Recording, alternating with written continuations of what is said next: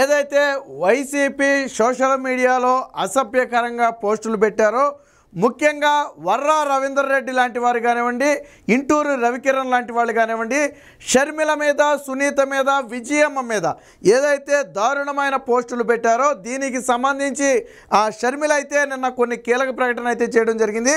ఖచ్చితంగా అవినాష్ రెడ్డిని అరెస్టు చేయాల్సిందే.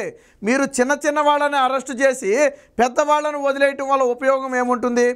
ఆ రోజు ప్రీ ప్లానుడ్గా మమ్మల్ని తిట్టించింది అవినాష్ రెడ్డి. కాబట్టి ప్యాలెస్లో ఉన్న అవినాష్ రెడ్డి లాంటి వాళ్ళను అరెస్టు చేస్తేనే బయట మహిళలకు రక్షణ కలుగుతుంది. ఖచ్చితంగా అవినాష్ రెడ్డిని అరెస్టు చేయాలని చెప్పి నిన్న షర్మిల అయితే డిమాండ్ చేయడం జరిగింది. ఇక ఇటీవల పోలీసులు ప్రెస్ మీట్ పెట్టి వర్రా రవీంద్రారెడ్డి అరెస్టు తర్వాత పోలీసులు ప్రెస్ మీట్ పెట్టి కొన్ని కీలక విషయాలు చెప్పారు. మనందరికీ తెలిసిందే. వర్రా రవీంద్రారెడ్డి పెట్టిన పోస్టులన్నీ కూడా అవినాష్ రెడ్డి పిఏ ఇచ్చినటువంటి పోస్టులు. అవినాష్ రెడ్డి చెబితేనే అవినాష్ రెడ్డి పిఏ అంత దారుణమైన పోస్టులు ఇవ్వడం జరిగింది. కాబట్టి ఒక ప్రీ ప్లానుడ్ ప్రకారం షర్మిల మీద, సునీత మీద, విజయమ్మ మీద ఈ వ్యక్తిగత విమర్శల దాడి చేయించింది కానివ్వండి, వ్యక్తిత్వ హననం చేయించింది కానివ్వండి ఎవరయ్యా అంటే అవినాష్ రెడ్డి. సరే, అవినాష్ రెడ్డి పైన ఇంకెవరైనా పెద్ద తలకాయలు ఉన్నాయా అంటే దానికి మన దగ్గర సమాధానం లేదు. అది అరెస్ట్ అయిన వాళ్ళు చెప్పాలా, లేదా అవినాష్ రెడ్డిని అదుపులోకి తీసుకుని ప్రశ్నిస్తే అవినాష్ రెడ్డి సమాధానం చెప్పాలా. కానీ వీళ్లను తిట్టించింది మాత్రం ఖచ్చితంగా అవినాష్ రెడ్డి. విచిత్రం ఏంటంటే నిన్న జగన్మోహన్ రెడ్డి పోలీసులు ఇంత క్లియర్ కట్గా జరిగిన విషయాన్ని చెప్పిన తర్వాత కూడా ఇదంతా తెలుగుదేశం పార్టీ వాళ్ళే చేశారు, మా వాళ్ళ మీద నెడుతున్నారు, మాకు ఎటువంటి సంబంధం లేదని చెప్పి మళ్ళీ పాత చింతకాయ పచ్చడి పాటే పాడుతున్నాడు. పోలీసులు చాలా స్పష్టంగా వర్రా రవీంద్రారెడ్డి ఇచ్చిన ఆధారాలతోనే కొంతమంది మీద కేసులు నమోదు చేశారు. మరి వర్రా రవీంద్రారెడ్డి వాళ్ళందరి పేర్లు ఎలా ఇచ్చాడు? తెలుగుదేశం పార్టీకి సంబంధం ఉంటే తెలుగుదేశం పార్టీ నేతల పేర్లు ఇవ్వాలి కదా, తెలుగుదేశం పార్టీ కార్యకర్తల పేర్లు ఇవ్వాలి కదా. మరి వైసీపీ నాయకుల పేర్లు ఎలా ఇచ్చాడు? వర్రా రవీంద్రారెడ్డి వాంగ్మూలంలో ఇచ్చాడు, రిటర్న్గా ఇచ్చాడు. ఆ ఇచ్చిన ఆధారాలతోనే మేము పలువురిని ఐడెంటిఫై చేస్తున్నామని చెప్పి పోలీసులే స్వయంగా చెప్పారు. ఎవరికి ఎంత ఇస్తున్నారు, ఎవరు ఏ పోస్టులు పెడుతున్నారు, ఏ కంటెంట్ ఎవరు సప్లై చేస్తున్నారు, దీని హెడ్ ఆఫీస్ ఎక్కడుంది, దీని కర్త కర్మ క్రియ ఎవరు, ఇవన్నీ పోసగుచ్చినట్టు చెప్పింది ఎవరు? వర్రా రవీంద్రారెడ్డి. వర్రా రవీంద్రారెడ్డి ఎందుకు చెప్పాడు, ఎలా చెప్పాడు? ఒకవేళ వైసీపీ నేతలు ఎవరు చేసి ఉండకపోతే వాళ్ళందరి పేర్లు వర్రా రవీంద్రారెడ్డికి చెప్పాల్సిన అవసరం ఏముంది? అంటే జగన్మోహన్ రెడ్డి తప్పును కప్పిపుచ్చే ప్రయత్నం. మొన్న పోలీసులు చెప్పింది 100కు 100% నిజం.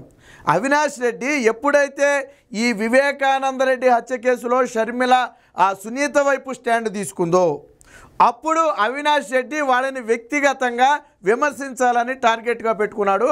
దానికోసం అత్యంత నీచమైన కంటెంట్, అంటే ఒక రకంగా మేము నోటితో చెప్పలేం, మీరు చెవులతో వినలేరు, అంత దారుణమైన తిట్లు, ఒక రకంగా వేరొకరికి సంబంధాలు అంటగడుతూ కూడా దారుణమైన పదజాలంతో మాట్లాడారు. అసలు షర్మిల రాజశేఖర్ రెడ్డి కూతురే కాదని మాట్లాడించిన వ్యక్తి అవినాష్ రెడ్డి. ఇది నేను చెప్పలా, స్వయంగా షర్మిల చెప్తుంది. నిన్న షర్మిల కూడా ఏమంటుంది, మీరు చిన్న వాళ్ళని అరెస్ట్ చేశారు, బాగానే ఉంది, మరి అసలు చెప్పి ఇదంతా ఈ తతంగం అంతా నడిపించినటువంటి అవినాష్ రెడ్డిని ఎప్పుడు అరెస్ట్ చేస్తారు?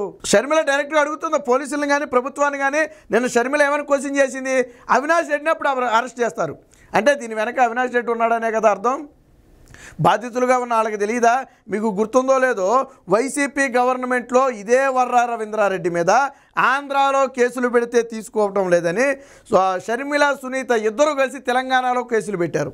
తెలంగాణ సైబర్ క్రైమ్లో కేసులు పెట్టారు. మీకు గుర్తుండే ఉంటుంది. అంటే నువ్వు ముఖ్యమంత్రిగా ఉన్న సమయంలోనే మీ పార్టీ కార్యకర్తల మీద పక్క రాష్ట్రంలో కేసులు పెట్టారు. తెలుగుదేశం పార్టీ నేతల కార్యకర్తల మీద ఎవరి మీద కేసులు పెట్టలా. అప్పుడు మీరు పెట్టారు దొంగ కేసులు, అంతే తప్ప వాళ్ళు కేసులు పెట్టలా. కాబట్టి షర్మిల అడిగే దాంట్లో కూడా వాస్తవం ఉంది. సరే, ఏదో కక్కుర్తుపడి రూపాయికో, 10 రూపాయకో, లేదా పదవులకో, డబ్బుకో ఆశపడి నీచమైన పోస్టులు పెట్టిన వాడిని అరెస్ట్ చేశారు. సరే, పెట్టినోడిది కూడా తప్పే కాదని మనం అట్లా. మరి పెట్టించిన వాడిని వదిలేస్తే పోతుందా? పెట్టించిన వాడిని వదలకూడదు కదా. ఈరోజు షర్మిల అడిగేది కూడా అదే. అవినాష్ రెడ్డి వివేకానంద రెడ్డి హత్య కేసులో అరెస్ట్ చేస్తారో లేదో తెలియదు, కానీ ఈ కేసులో మట్టికి ఖచ్చితంగా అరెస్ట్ చేయాలని షర్మిల అయితే బలంగా డిమాండ్ చేస్తుంది. దీనికి సంబంధించి నిన్న షర్మిల ఒక మాట కూడా మాట్లాడింది, దాన్ని కూడా ఒకసారి చూద్దాం. అవినాష్ రెడ్డిని అరెస్టు చేయలేం, పోస్టులు పెట్టించిన వారిని అరెస్టు చేయాల్సిందే. ప్యాలెస్లో ఉన్న వాళ్ళని, ప్యాలెస్లో అంటే మరి అది జగన్మోహన్ రెడ్డి అని అర్థమో లేదా అవినాష్ రెడ్డి అని అర్థమో నాకైతే అర్థం కాలేదు. కానీ ప్యాలెస్లో ఉన్న వాళ్ళని అరెస్టు చేస్తేనే మహిళలకు భద్రత. సాధారణంగా జగన్మోహన్ రెడ్డిని ప్యాలెస్ రాయుడిగా పిలుస్తారు. అయితే తాడేపల్లి ప్యాలెస్ లేదా బెంగళూరు ప్యాలెస్ అని చెప్పి, యలహంక ప్యాలెస్ అని చెప్పి పిలుస్తారు. మరి ఇండైరెక్ట్గా జగన్మోహన్ రెడ్డిని కూడా అరెస్టు చేయాలని షర్మిల ఏమన్నా చెబుతుందా? అంటే అవినాష్ రెడ్డికి పైన జగన్మోహన్ రెడ్డి ఉన్నాడని షర్మిల ఏమన్నా భావిస్తుందా అనేది మనకైతే తెలియదు. కానీ బట్ ఈ ప్యాలెస్లో ఉన్న వాళ్ళని అరెస్టు చేస్తేనే బయట ఉన్నటువంటి మహిళలకు భద్రత అని చెప్పి నేను షర్మిల చెప్పడం జరిగింది. నన్ను, అమ్మను, సునీతను అవమానించారు, ఎమ్మెల్యేలుగా గెలిపించుకోలేని వాళ్ళకు విపక్ష హోదానా? సో ఇప్పుడు మనం మాట్లాడుకున్న ఈ ముగ్గురు అంటే జగన్మోహన్ రెడ్డికి సొంత సోదరి, సొంత తల్లితో పాటు ఆ చిన్నాన్న కూతురైనటువంటి సునీత, వీళ్ళ ముగ్గురిని తిట్టించింది కానివ్వండి, వ్యక్తిత్వ హననం చేయించింది కానివ్వండి, వాళ్ళ బ్రతుకులు రోడ్డు మీద పెట్టే ప్రయత్నం చేసింది కానివ్వండి, ఎవరు? వైసీపీ నాయకులే. ముఖ్యంగా అవినాష్ రెడ్డి లాంటి వాళ్ళే. మీకు గతంలో వివేకానంద రెడ్డి హత్య కేసు సాగుతున్నప్పుడు సిబిఐ విచారణ, దాన్ని దారి మళ్లించడం కోసం వివేకానంద రెడ్డికి సెకండ్ సెటప్ ఉందనే ఒక టాపిక్ని తెర మీదకి తెచ్చింది కూడా వాళ్ళే. అంటే వైసీపీ నీచ పాలిటిక్స్ ఎలా ఉంటాయి అనేది చెప్పడానికి నేను ఒక ఉదాహరణ చెప్తున్నాను. నిన్న జగన్మోహన్ రెడ్డి ప్రెస్ మీట్ పెట్టి పత్తిత్తు కబుర్లు చెప్పాడు కదా, అసలు మేము ఎవరి కుటుంబం జోలికి వెళ్ళాం, ఎవరి కుటుంబంలో ఆడవాళ్ళ గురించి మాట్లాడమని చెప్పాడు. మరి మీ సొంత చిన్నాన్న తండ్రి తర్వాత తండ్రి అంతటి వ్యక్తి, ఆ వ్యక్తికి సంబంధాన్ని అంటగట్టి మాట్లాడింది మీరే కాదా? అప్పట్లో బేగం పిన్ని ఎపిసోడ్ని తెర మీదకి తీసుకొచ్చి ఆవిడతో మీ సాక్షిలో 2-3 డిబేట్లు పెట్టించిన మాట వాస్తవమా కాదా? వివేకానంద రెడ్డికి రెండో సంబంధం అనే అంశం అసలు తెర మీదకి తెచ్చింది ఎవరు? వాస్తవానికి దాన్ని తెలుగుదేశం పార్టీ బలంగా వాడుకోవాలి, వాళ్ళని భద్రం చేయాలంటే. బట్ తెలుగుదేశం పార్టీ ఎప్పుడు కూడా వాళ్ళ వ్యక్తిగత విషయాల్లోకి వెళ్ళాలా. కానీ ఆ విషయాల్లోకి వెళ్ళి ఆ విషయాన్ని బయటపెట్టింది ఎవడు? అవినాష్ రెడ్డి, జగన్మోహన్ రెడ్డి. అది మీ నీచమైన బ్రతుకు.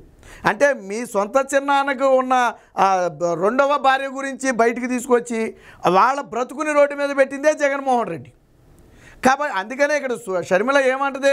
వీళ్ళని అరెస్ట్ చేస్తేనే మహిళలు రోడ్డు మీద తిరగలుగుతారు, వీళ్ళని అరెస్ట్ చేస్తేనే మహిళలకు రక్షణ కలుగుద్ది, వీళ్ళని అరెస్ట్ చేస్తేనే మహిళల మీద నీచమైన పోస్టులు పెట్టే వారి సంఖ్య తగ్గుద్ది, అప్పుడే మహిళలకు స్వేచ్ఛ దొరుకుద్ది.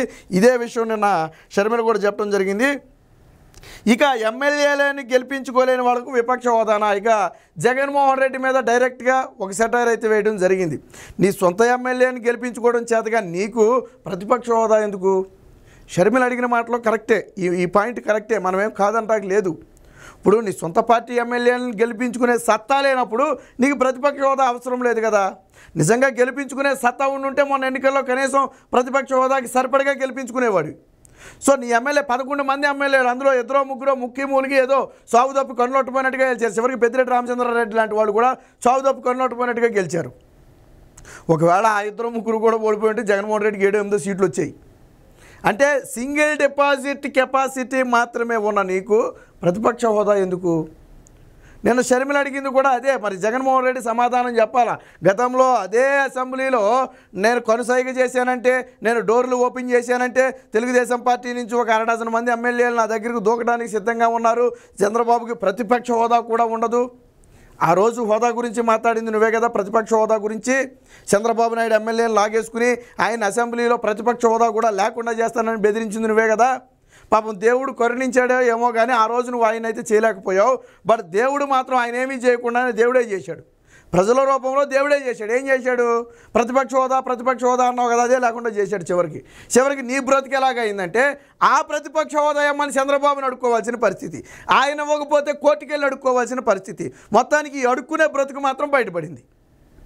ప్రతిపక్ష హోదా కోసం జగన్మోహన్ రెడ్డి దేకులాడుతున్నాడు. ఇప్పుడు వాస్తవానికి జగన్మోహన్ రెడ్డికి ప్రతిపక్ష హోదా రాదని తెలుసు. తెలుగుదేశం పార్టీ ఇవ్వదు, లీగల్గానే అది సాధ్యం కాదు. అందుకని తప్పించుకోవడం కోసం అసెంబ్లీకి రాలేదని ఎవడని అడిగితే నాకు ప్రతిపక్ష హోదా ఇవ్వాలి. ప్రజలు ఇవ్వని ప్రతిపక్ష హోదా వీళ్ళు ఇవ్వటం ఏంటి? సిగ్గు ఉండాలి కదా. ప్రజలు ఇవ్వని దాన్ని నువ్వు అడగటం ఏంటి? ప్రజలు ఇవ్వలేదు, ఈసారికి ప్రజలు నన్ను కాదన్నారు, నువ్వు పోరాడు, వచ్చేసరి నిన్ను కావాలంటారేమో, తర్వాత సంగతి అది.